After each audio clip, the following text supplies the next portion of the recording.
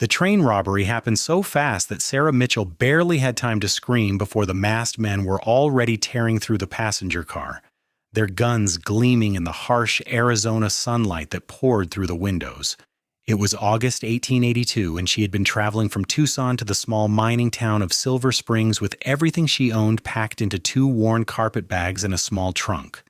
Her entire life compressed into 3 pieces of luggage after her father's death had left her with nothing but debts and a brother waiting for her arrival. The bandits moved like locusts through the car, ripping watches from chains, tearing rings from fingers, and dumping the contents of bags onto the floor with ruthless efficiency. Sarah's hands instinctively went to her throat where her mother's silver locket rested, the only thing of value she possessed, the only tangible connection to the woman who had died bringing her into this world 22 years ago. "Everything in the bag, lady," the bandit growled at her, his eyes cold behind the dirty bandana covering his face. His partner held a burlap sack open, already heavy with stolen goods. Sarah's fingers trembled as she unfastened her small reticule and began dropping in the few coins she had. The cameo brooch that had been her grandmother's, the pearl earrings her father had given her on her 18th birthday. Her hands moved to the locket, but something inside her rebelled. This was where she had to draw a line. This was where she had to make a stand, even if it cost her everything else. "Not this," she said, her voice surprisingly steady despite the fear coursing through her veins. "Please, not this." The bandit's eyes narrowed dangerously. "You deaf woman. Everything means everything. It was my mother's. It is all I have left of her." Sarah's chin lifted, her green eyes meeting his without flinching. "You can take everything else, but not this." The train car had gone silent, all eyes on the standoff. The bandit's hand moved toward his gun, and Sarah felt her heart hammering against her ribs, but she did not move her hands from the locket. She could die right here, right now, but she would die with her mother's locket around her neck. "Leave her be, Clayton." The voice came from the back of the car, deep and calm despite the tension crackling in the air.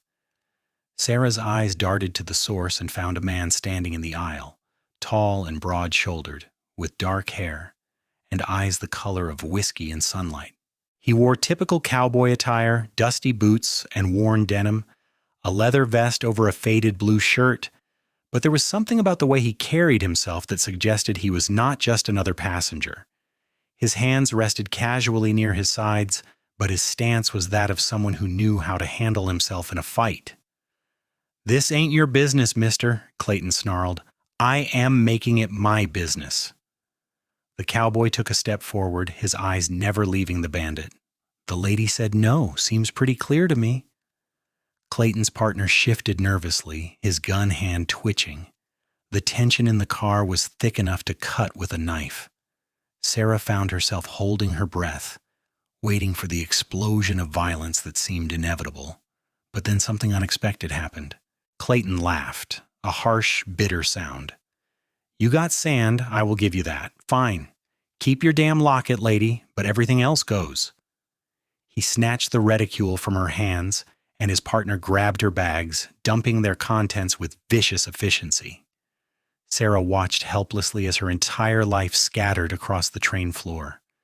Dresses, undergarments, her father's pocket watch, the small leather-bound journal where she kept her thoughts, the tintype photographs of her parents, her sewing kit, the blue silk scarf her father had brought her from San Francisco.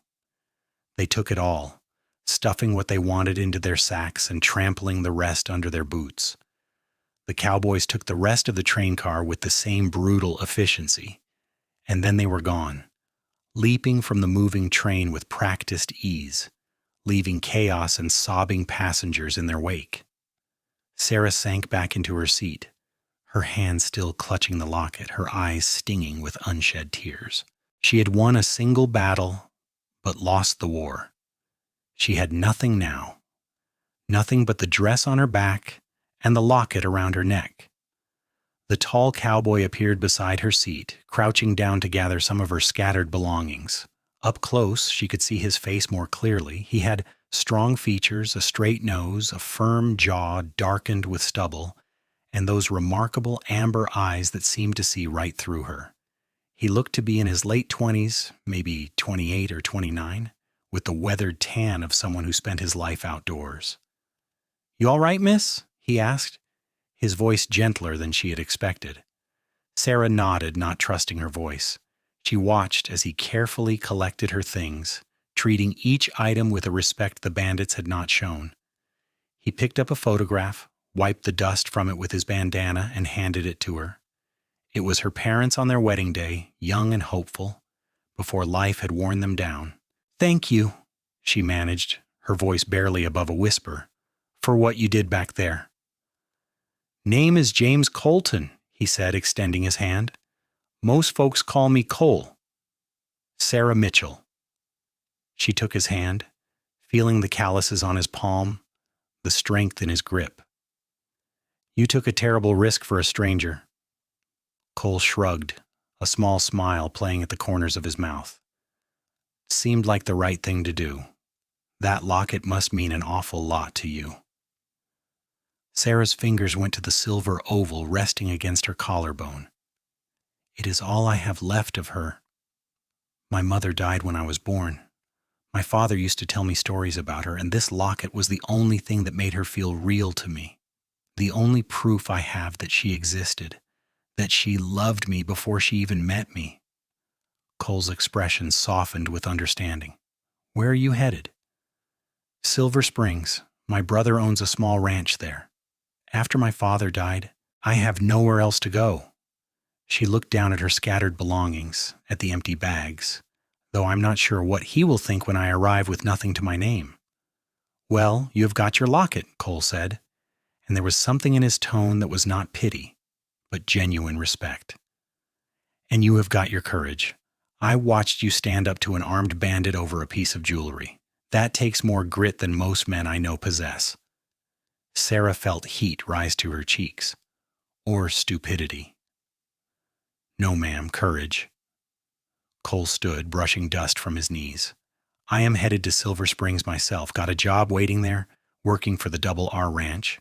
Mind if I help you gather your things?" Together they collected what remained of her possessions. The bandits had taken anything of monetary value, but they had left behind her clothes, most of her photographs, and her journal. Cole found her sewing kit trampled under a seat and handed it to her with a crooked smile. By the time they finished, Sarah felt marginally better. She had lost much, but not everything, and she had gained something unexpected, an ally. The train pulled into Silver Springs 2 hours later, chugging into the small station with a wheeze of steam and a screech of brakes. The town was exactly what Sarah had expected from her brother's letters, a collection of wooden buildings clustered along a dusty main street, with the promise of the Chiricahua Mountains rising blue and hazy in the distance. It was smaller than Tucson, rougher, with that edge of lawlessness that characterized so many Arizona mining towns. Sarah's brother was not at the station to meet her. She stood on the platform with her nearly empty bags, feeling lost and alone, when Cole appeared at her elbow. "No one here for you?" he asked. Sarah shook her head, trying to keep the worry from her face. "My brother might not have received my telegram. The mail can be unreliable out here." "The Mitchell Ranch is about 5 miles north of town," Cole said thoughtfully. "I could escort you out there after I check in at the Double R, or I could ask around town, see if anyone knows where your brother might be." "I do not want to impose on your kindness any further," Sarah began, but Cole cut her off with a gentle shake of his head. "Miss Sarah, you are not imposing. Let me help." There was something in his eyes, a sincerity that made her believe him. Sarah found herself nodding, grateful beyond words. Cole left her bags with the station master and led her down the main street toward the Silver Spur Saloon, explaining that the owner knew everyone in town and would have information if anyone did. But it was outside the general store where they got their first piece of real news, and it was not good. An older woman in a faded calico dress approached them, her eyes lighting on Sarah with a mixture of curiosity and pity. "You must be Sarah Mitchell," the woman said. "You look just like your mother. Lord rest her soul." Sarah's heart sank at the woman's expression. "You knew my mother?" "I knew your whole family, dear. I am Martha Hendricks. I run the boarding house down the street. Martha's face creased with sympathy. I am afraid I have bad news about your brother. The world seemed to tilt beneath Sarah's feet. Cole's hand steadied her elbow, his presence solid and reassuring. What happened? Sarah asked, dreading the answer. Thomas died 3 weeks ago, dear. Horse threw him, and he hit his head on a rock. Died instantly, they say. Did not suffer. Martha reached out to pat Sarah's arm. The bank took the ranch 2 days ago. Your brother had been borrowing against it, trying to make improvements. Without him there to work it, well, they called in the loan. Sarah could not speak, could not breathe. Her brother, the only family she had left, gone. And the ranch, the place she had been counting on as a refuge, lost. She was truly alone now, with nothing and nowhere to go. Miss Sarah? Cole's voice seemed to come from very far away. Miss Sarah, breathe. She realized she had been holding her breath. She gasped in air, felt the world come back into focus. Cole was watching her with concern, and Martha Hendricks was still talking. Something about the funeral and Thomas's belongings. Where are his things now? Cole asked, and Sarah was grateful he could still form coherent questions because she certainly could not. The bank took most everything to sell off against the debt, Martha said, but I have got a few personal items at my boarding house. Thomas stayed with me his last few nights, after the bank eviction. I saved what I could. Sarah found her voice, though it sounded strange to her own ears. Thank you, Mrs. Hendricks. That is very kind. You got anywhere to stay, dear? Sarah looked helplessly at Cole, then back at Martha. I had not thought that far ahead. You come stay with me, Martha said firmly. I have got a room, and you can work for your keep if you need to. I can always use help with the cooking and cleaning. It was charity, and Sarah's pride rebelled against it. But what choice did she have? She nodded mutely, feeling tears prick at her eyes. Everything had gone so wrong so quickly. Just this morning she had been looking forward to a new start with her brother. Now he was dead, and she was stranded in a strange town with nothing to her name but the clothes on her back and her mother's locket. Cole insisted on carrying her bags to the boarding house, and Sarah was too numb to argue. Martha showed her to a small but clean room on the second floor, with a narrow bed and a washstand and a window that looked out over the main street. It was more than Sarah had any right to expect, and she thanked Martha with as much grace as she could muster. After Martha left, Sarah sank onto the bed and let the tears come. She cried for her brother, for her father, for her mother she had never known. She cried for the loss of everything she had owned, for the frightening uncertainty of her future.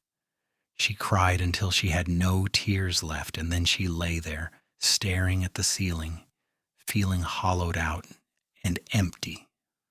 A soft knock at the door roused her sometime later. She wiped her face and opened it to find Cole standing there, hat in hand, looking uncomfortable but determined. I am sorry to bother you, he said, but I wanted to make sure you were all right before I headed out to the Double R. I am...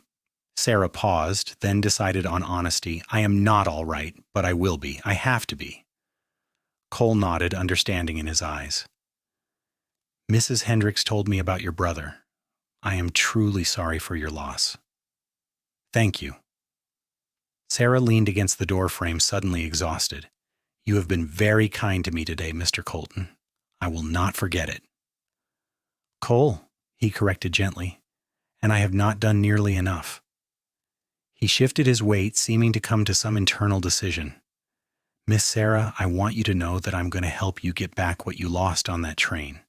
Sarah blinked, not understanding. I do not follow. Those bandits took things from you, valuable things.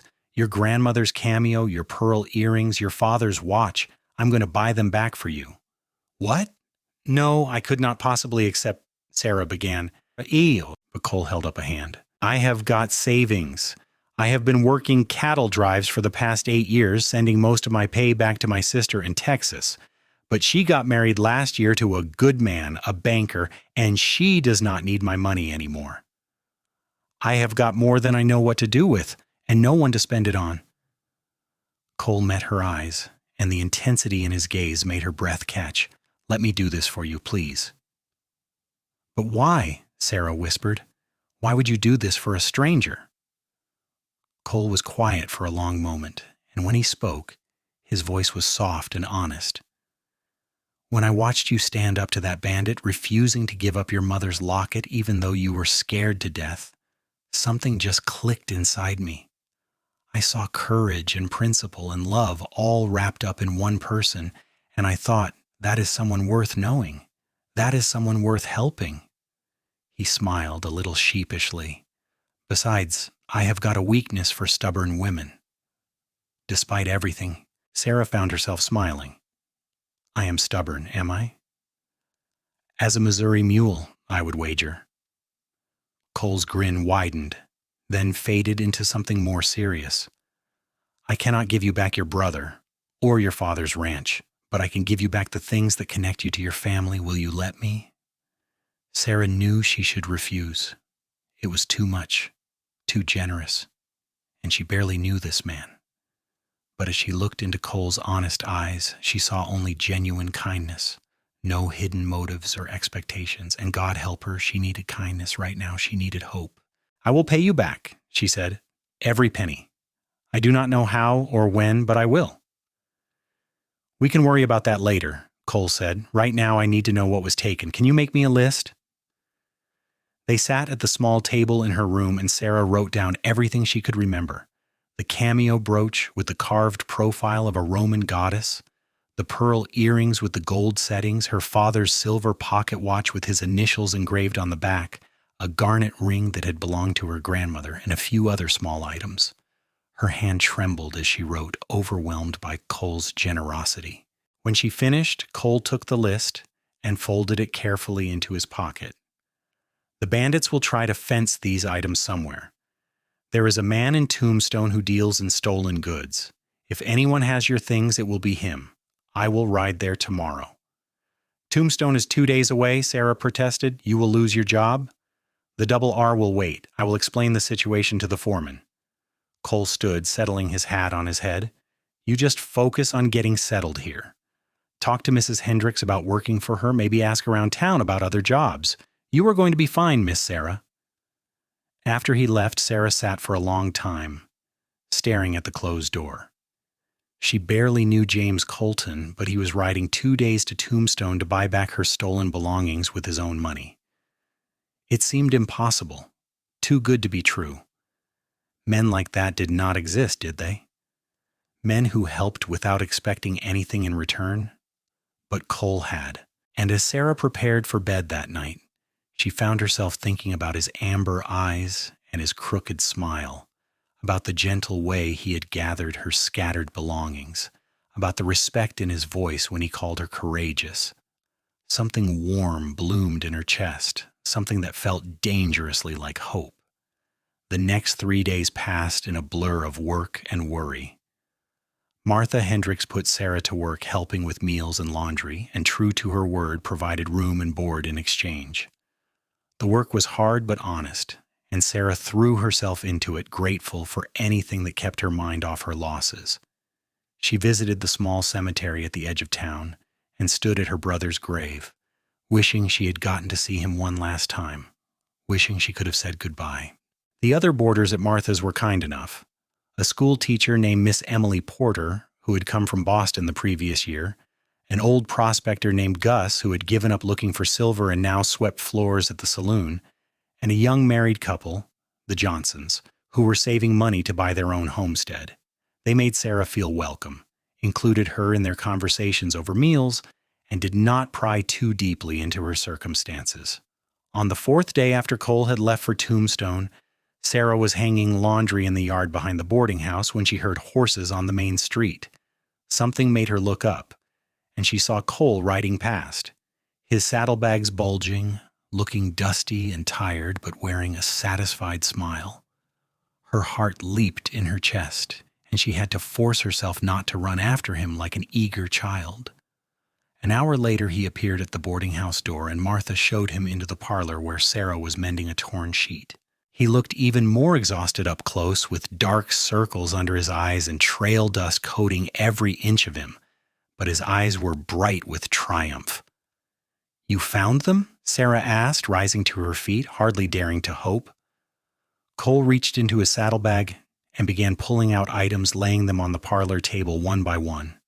The cameo brooch, cleaned and polished. The pearl earrings gleaming softly in their velvet case. Her father's pocket watch, the silver catching the light. The garnet ring. And more. A blue silk scarf she had mentioned in passing. A small leather journal similar to the one that had been destroyed, even a tin-type frame to replace the damaged one. "I could not get everything," Cole said apologetically. "The watch was easy to spot because of the engraving. And the man in Tombstone, Ike Morrison, he had most of the jewelry from our train robbery, bragging about the haul his boys had made." Cole's jaw tightened. "I paid him for your things, but I also sent word to the marshal. He has been looking for Morrison's gang for months. They will be behind bars soon enough." Sarah could not speak. She picked up the pocket watch, felt its familiar weight in her hand, traced her father's initials with her fingertip. Tears blurred her vision, but this time they were tears of gratitude and disbelief. "The journal is new," Cole continued, seeming nervous at her silence. "Yours was too damaged to save. And the scarf, well, the bandits ruined the one you had, but I remembered you saying it was blue silk from San Francisco, so I found one I thought might be similar. If it is not right, I can—" "Cole." Sarah looked up at him, tears streaming down her face. "How can I ever thank you?" He smiled, reaching out to brush a tear from her cheek with his thumb, the gesture so tender it made her breath catch. "You already did. You trusted me enough to let me help." Martha appeared in the doorway, took one look at the scene, and immediately began fussing about getting Cole something to eat. He protested that he needed to get to the Double R, but Martha would not hear of it, insisting he at least have a decent meal before riding all the way out to the ranch. Cole finally agreed, and Sarah found herself sitting across from him at the dining table, watching him eat Martha's beef stew and biscuits while he told her about his trip to Tombstone. Morrison was not happy about selling the goods back, Cole said between bites. "Wanted twice what he paid the bandits for them, but I convinced him it was in his best interest to be reasonable." "How did you do that?" Sarah asked. Cole's smile was dangerous. "I can be very persuasive when I need to be." Sarah suspected there was more to that story, but she did not press. She was content to sit and listen to his voice, to watch the way his hands moved when he talked, to study the lines around his eyes that came from squinting into the sun. He was, she realized, a genuinely good man. In a world that had taken so much from her, Cole had given back more than just her stolen possessions. He had given her faith that decent people still existed. After Cole finished eating and left for the Double R, Sarah took her recovered treasures up to her room and arranged them carefully on the small table by the window. Each item represented a connection to her past, to the family she had lost.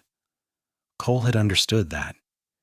He had ridden 2 days to Tombstone, dealt with a dangerous criminal, and spent his own money to restore these connections. The gesture was so profound, so thoughtful, that Sarah felt something shift inside her. This was not just gratitude she was feeling. This was something deeper, something that scared her with its intensity. She touched her mother's locket at her throat, then picked up her father's watch. "What should I do?" she whispered to the empty room, as if her parents could somehow answer. But she knew what they would say. They would tell her to follow her heart, to be brave, to take a chance on happiness when it presented itself. Sarah saw Cole frequently over the following weeks. The Double R Ranch was only a few miles outside town, and Cole came into Silver Springs every few days for supplies or to check the mail. He always stopped at Martha's boarding house, and somehow he always seemed to arrive right when Sarah was taking a break from her work. They would sit on the front porch and talk. Long conversations that ranged from silly to serious, from stories about their childhoods to discussions about books and ideas and dreams for the future.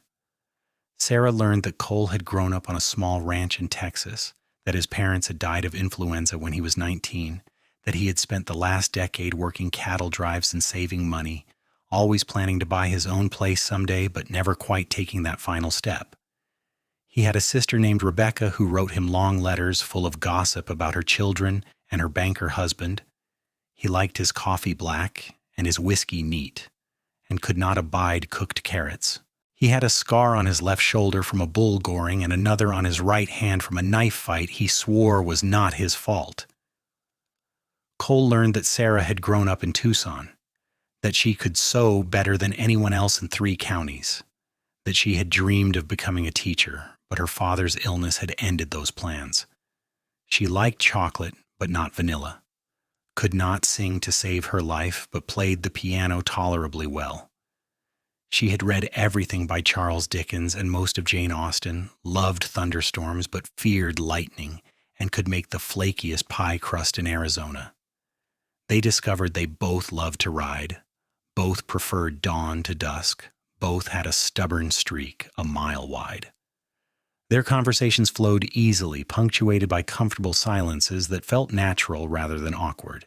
Sarah found herself looking forward to Cole's visits with an anticipation that bordered on desperation, watching for him from the window, her heart lifting every time she saw him riding down the main street. Martha noticed, of course. "That Cole Colton is a good man," she said one morning as she and Sarah kneaded bread dough. "Handsome, too, if a woman was inclined to notice such things." Sarah felt her cheeks heat. "He has been a good friend." "Friend," Martha snorted. "Honey, that man does not look at you like a friend. He looks at you like you are the water, and he is dying of thirst." "Martha," Sarah protested, but she could not help smiling. "I am just saying you could do a lot worse. Cole has got steady work, savings in the bank, and a character you could build a church on. Plus, the way he rode all the way to Tombstone for you, that is a man who cares." Sarah knew Martha was right, but she was afraid to hope. What if Cole was just being kind? What if she was reading too much into his gestures and his visits? What if he saw her as a charity case, someone to help but not to love? Her fears seemed to be confirmed when 2 weeks after Cole's return from Tombstone, he stopped coming by the boarding house. 3 days passed, then 4, then a full week with no sign of him. Sarah told herself she was being ridiculous, that he had no obligation to visit her, that he probably had work to do at the ranch. But her heart ached with his absence, and she found herself constantly watching the street, hoping to catch a glimpse of him. On the 8th day, Martha approached her as she was scrubbing the kitchen floor. "Cole sent word," she said carefully. "He's been sick. Nothing serious, just a bad cold that settled in his chest. The ranch foreman would not let him ride into town until he was better." Relief flooded through Sarah so powerfully that she had to sit back on her heels. He was sick, not avoiding her. "Is he all right now?" "He's on the mend. Should be back in town in a few days." Martha studied her shrewdly. "You really do care about him, do not you?" Sarah nodded, too honest to deny it. "I think I might be falling in love with him." "Might be?" Martha laughed. "Honey, you already have. The question is, what are you going to do about it?" That question haunted Sarah for the next 2 days. What could she do? She could not very well declare her feelings to Cole. That was not done. Women were supposed to wait for men to make the first move, to guard their hearts and hope to be chosen. But Sarah had never been good at waiting, and she had already lost so much. The idea of losing Cole through her own cowardice was unbearable. She was still wrestling with this dilemma when Cole finally appeared at the boarding house 3 days later, looking thinner and paler than she remembered, but smiling his crooked smile. Sarah wanted to throw her arms around him, but settled for clasping his hands tightly. "You look terrible," she said, and he laughed. "I have missed you too." They sat on the porch, and Cole told her about being sick, about the ranch foreman's mothering, about the new horses they were breaking at the Double R. But there was something different in the way he looked at her now, something intense and almost desperate. When their conversation lulled, he took her hand, his thumb tracing circles on her palm. "Sarah, I need to tell you something," he said, his voice rough. I have been doing a lot of thinking while I was laid up, about what matters, about what I want. He paused, seeming to gather his courage. I want to buy a ranch, a place of my own. I have been saving for years, and I finally have enough for a decent spread. There is a property for sale about 10 miles from here, 500 acres with good water and grazing. I rode out to see it before I got sick, and it is perfect. Sarah's heart sank. He was leaving. Of course he was. Why would he stay in Silver Springs when he had dreams of his own to chase? That sounds wonderful, she managed, trying to keep the devastation from her voice.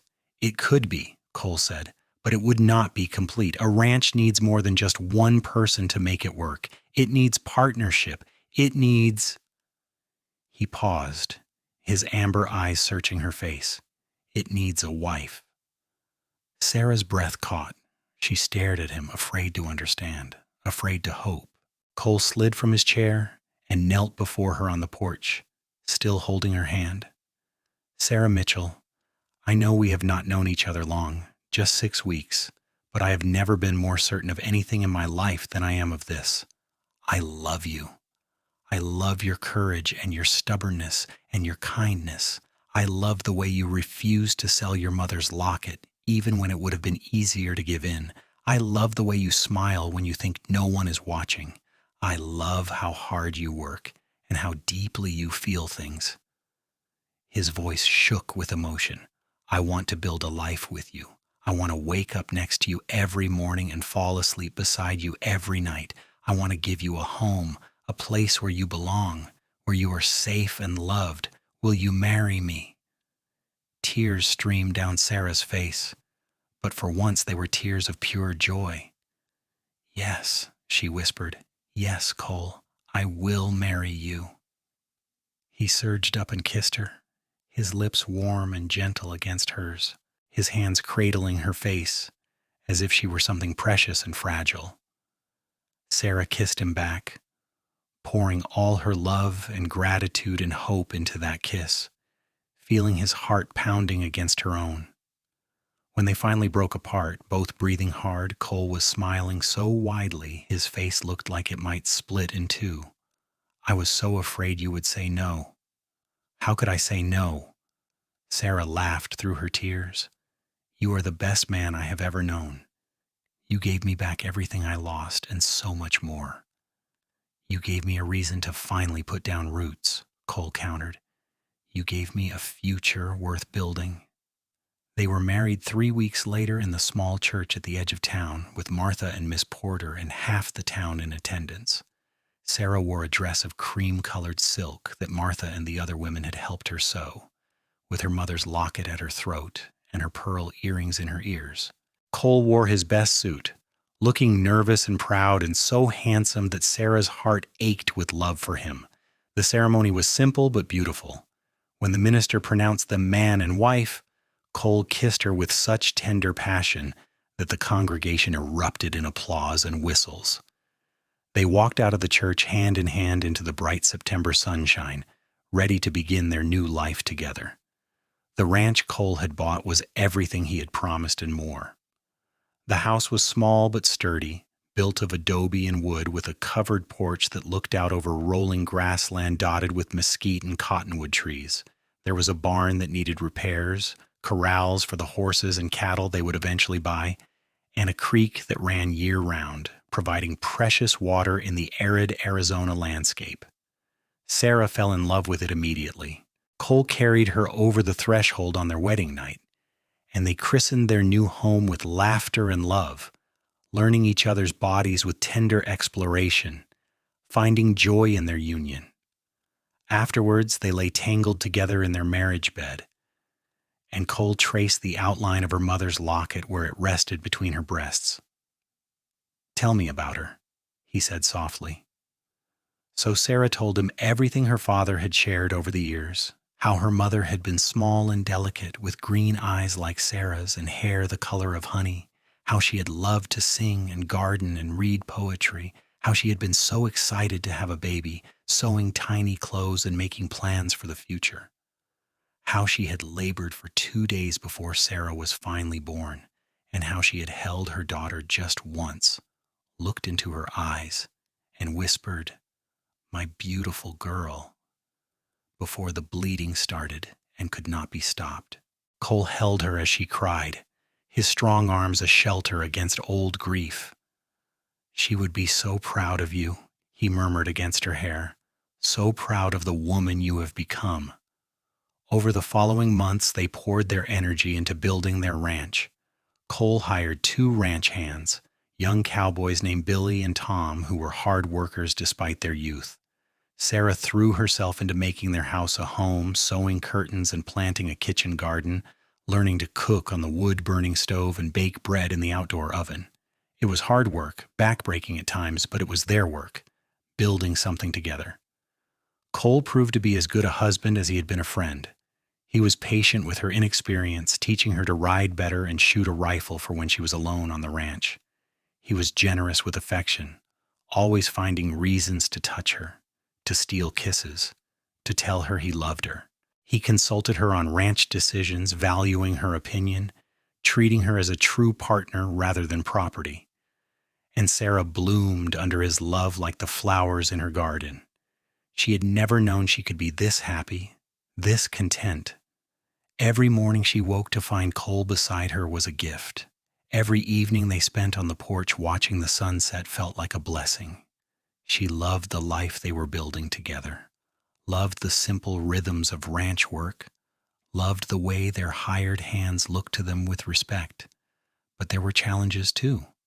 The first winter was harsh, with cold winds sweeping down from the mountains and ice forming on the water troughs.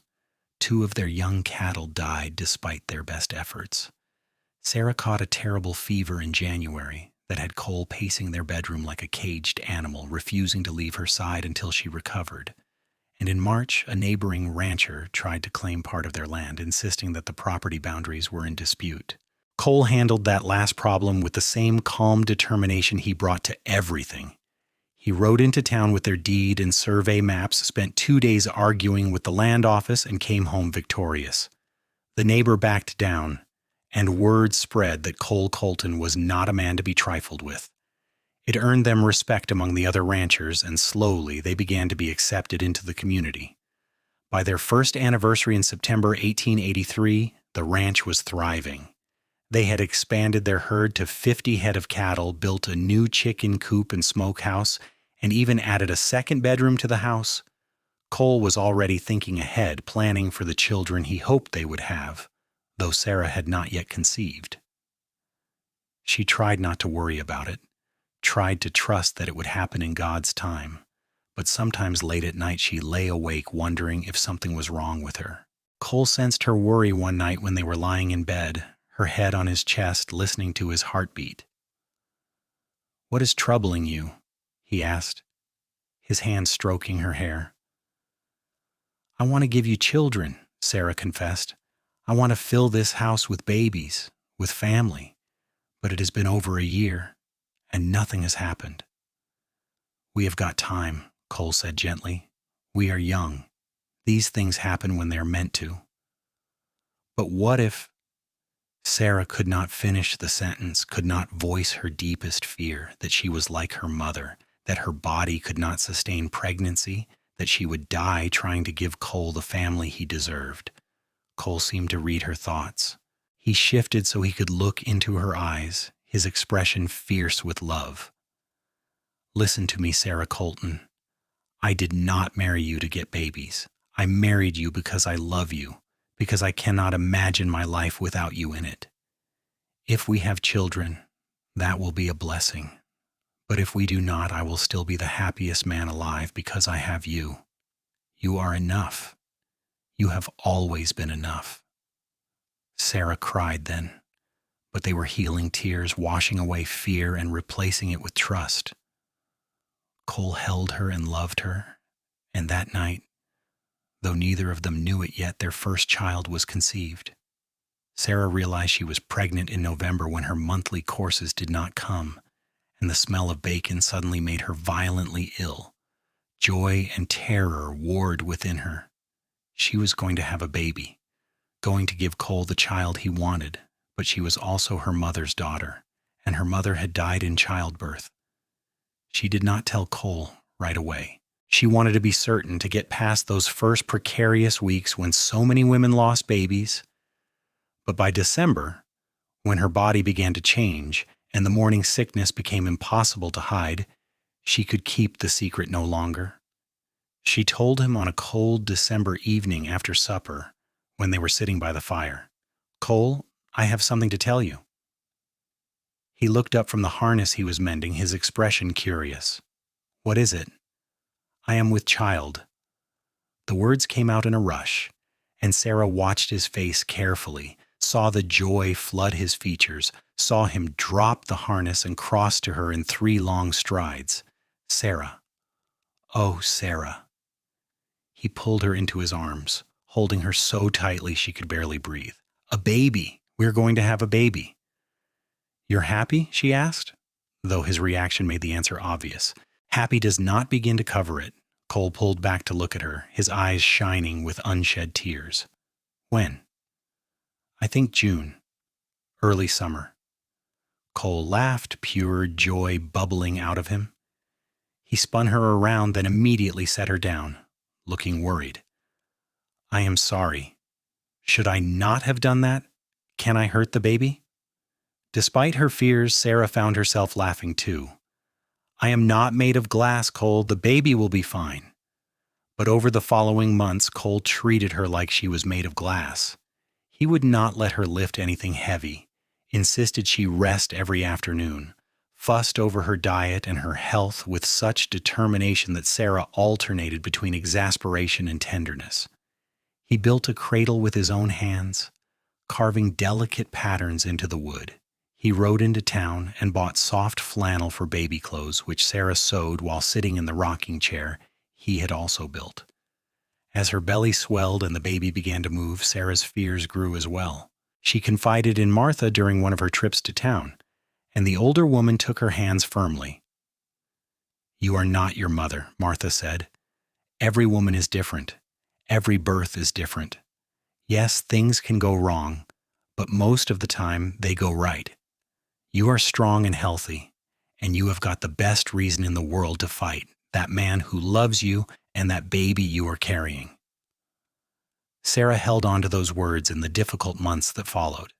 By May, she was huge and uncomfortable, her back aching constantly, her ankles swollen, the Arizona heat making everything worse.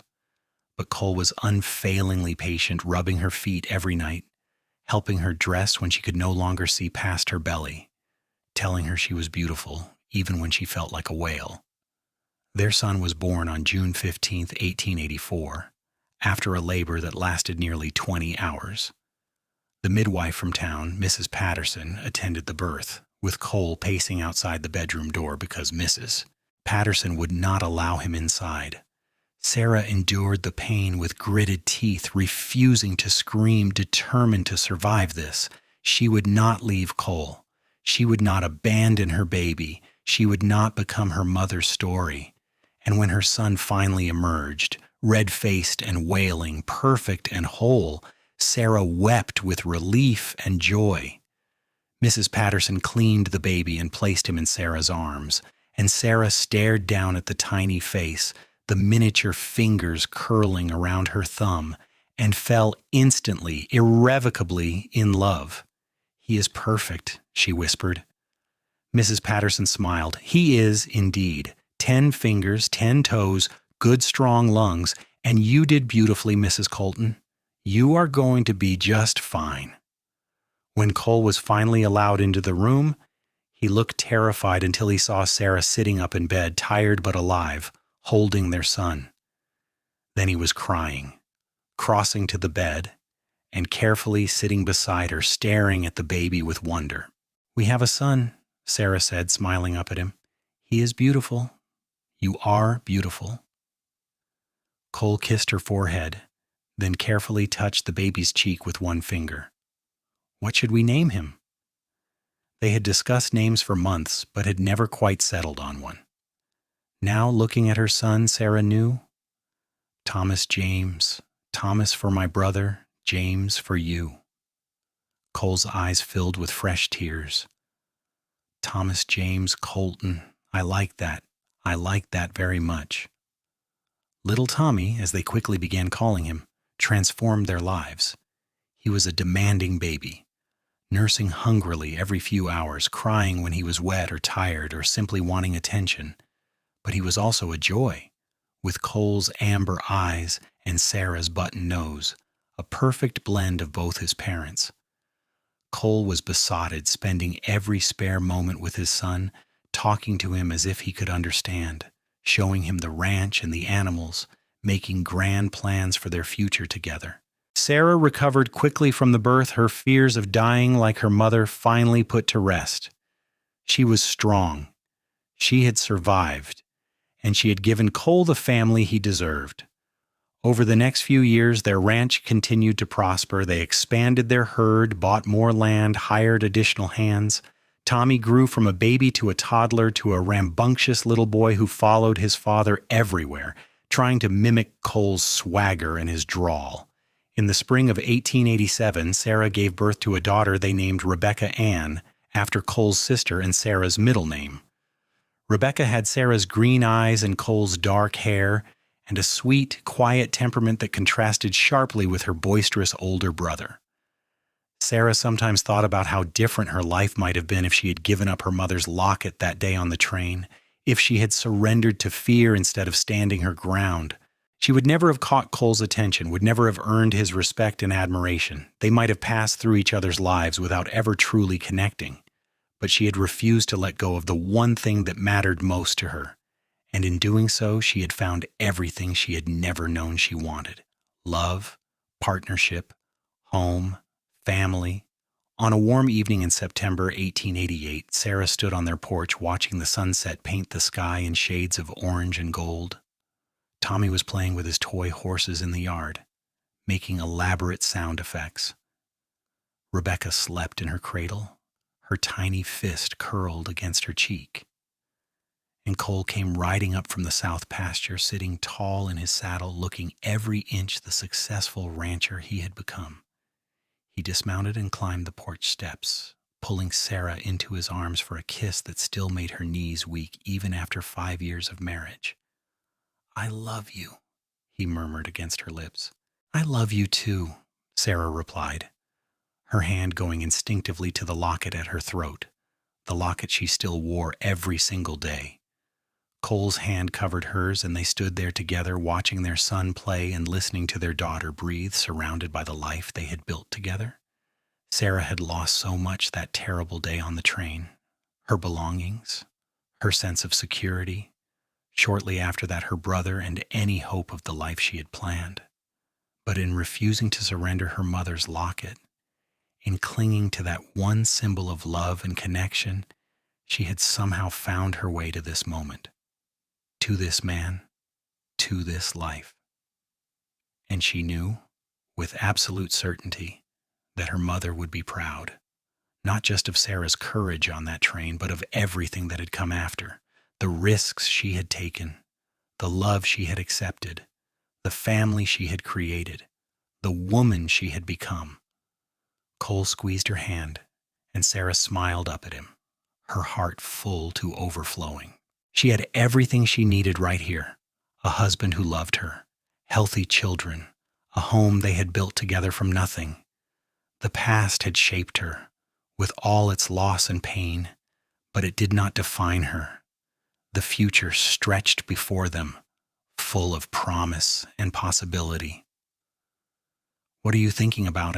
Cole asked, studying her face in the fading light. "How lucky I am," Sarah said simply. "How grateful."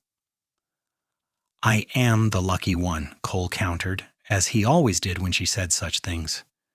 "You made me whole, Sarah. You made my life mean something." Tommy ran up the porch steps, crashing into his father's legs with the careless confidence of a child who knows he is loved. Cole scooped him up with one arm, keeping the other around Sarah, and Tommy chattered about his day, about the calf he had seen, about the hawk that had flown overhead. Sarah leaned into her husband's strength and listened to her son's excited voice and felt her daughter's peaceful presence nearby. And she thought about the strange, winding path that had brought her here. about train robberies and stolen treasures, and a cowboy who had seen her at her most vulnerable and chosen to help rather than ignore, about the power of refusing to give up what mattered most even when everything else was lost. Her mother's locket was warm against her skin, warmed by her body heat and by the Arizona sun. It had been her talisman on the worst day of her life, her link to the past when everything else was stripped away. And it had led her, in ways she was still discovering, to the future she was now living. As the sun finally dipped below the horizon and the first stars began to appear in the darkening sky, Cole kissed the top of her head and murmured, "Let's get these kids inside. I want to hold you properly." Sarah laughed, and they gathered their children and went into their home, into the warmth and light and love they had created together. Outside, the Arizona night settled over the ranch, vast and peaceful, full of promise. Inside, the Colton family sat down to supper, with Tommy's chatter and Rebecca's gurgles and Cole's deep laugh filling the rooms. And on Sarah's throat, her mother's locket caught the lamplight, gleaming silver, a symbol of everything she had refused to lose and everything she had gained by holding on. It was a reminder that sometimes in refusing to surrender what we love, we open the door to discovering what we need. That courage in small moments can lead to transformation in large ones. That the things we hold on to in our darkest hours can guide us to our brightest days. Years later, when Tommy and Rebecca were grown with children of their own, when Sarah's hair had gone gray and Cole's hands were weathered and worn, they would still sit on that porch and watch the sunset together. And Sarah would still wear her mother's locket, and Cole would still look at her with the same love and admiration he had shown that day on the train when a stubborn woman refused to surrender her most precious possession. Because some things are worth fighting for. Some things are worth holding on to no matter the cost. And sometimes, if we are very lucky, refusing to let go of the past allows us to embrace the future we never knew we wanted. Their love story became a legend in Silver Springs, told and retold by the old-timers at the saloon, the city girl who lost everything and the cowboy who bought it all back, the woman who would not sell her mother's locket and the man who loved her for it, the couple who built a ranching empire on courage and devotion and partnership. But for Sarah and Cole, it was never a legend. It was simply their life, lived fully and gratefully, every precious day a gift they never took for granted. They worked hard and loved harder, raised their children with firm kindness, and taught them the value of principle and compassion. They weathered droughts and market crashes, illness and injury, all the challenges that came with ranching in the unforgiving Arizona territory. Through it all, they had each other. Through it all, they remembered that day on the train when everything could have gone differently, when Sarah could have surrendered, when Cole could have looked away. But she did not surrender, and he did not look away. And everything that came after was built on those two simple acts of courage. Standing firm in what mattered, choosing to help a stranger. Two small moments that changed the trajectory of two lives forever. As Sarah lay dying many years later, an old woman who had lived a full and beautiful life, she reached for the locket at her throat one last time. Cole sat beside her bed, holding her hand, his own eyes dim with age, but still that remarkable amber color that had captivated her from the first. "I never told you," she whispered, her voice weak but clear. "That day on the train, when I refused to sell this locket, I saw something in your eyes, something that made me feel brave." "What did you see?" Cole asked, lifting her hand to his lips. "I saw a man who understood what it means to love something so much you would risk everything for it." Sarah smiled, her fingers tightening on his. "I saw my future, though I did not know it yet." Cole's tears fell on their joined hands. "You were always my future, from that very first moment." Sarah died peacefully that night, with Cole beside her and her children keeping vigil, and her beloved locket warm against her heart. And when they buried her in the family cemetery on the ranch, Cole placed wildflowers on her grave and told her one last time how much he loved her, how grateful he was for every moment they had shared. He lived 3 more years without her, each day a little harder than the last, before joining her in that quiet cemetery overlooking the land they had built together. Their children buried them side by side, and on Sarah's headstone, they inscribed words that told their whole story in one simple sentence. She held on to what mattered most and found everything she never knew she needed. The ranch passed to Tommy and then to his children and grandchildren, remaining in the Colton family for generations, and the story of Sarah and Cole became a treasured family legend, told to each new generation as a reminder of what real love looks like. Not the easy, comfortable kind that requires no sacrifice, but the brave, determined kind that risks rejection and chooses courage, the kind that sees someone at their worst moment and offers help without expectation, the kind that builds empires from nothing and lasts beyond death. And through all those generations passed down from mother to daughter, a silver locket remained, carefully preserved and deeply cherished. Inside were 2 tiny photographs, faded with age. One of a young woman who died too soon, and one of the daughter she never got to know. A daughter who grew up to understand that the greatest legacy we can leave is not money or property, but the courage to hold on to love when everything else is stripped away. Because in the end, that is what matters most. Not what we lose, but what we refuse to surrender. Not what is taken from us, but what we fight to keep. And sometimes, if we are brave enough to stand firm in that moment of crisis, if we are willing to say, not this one thing, we discover that holding on to the past can open the door to a future more beautiful than we ever imagined possible. That is the story of Sarah and Cole Colton, a story of loss and recovery, of courage and love, of refusing to surrender and being rewarded beyond measure. A story that reminds us that our most precious possessions are not those with monetary value, but those that connect us to the people we love. And that sometimes the best things in life come to us because we were brave enough to hold on to what mattered most, even when letting go would have been easier. Their legacy lived on not just in the ranch or the family or the legend, but in the lesson they taught through their lives.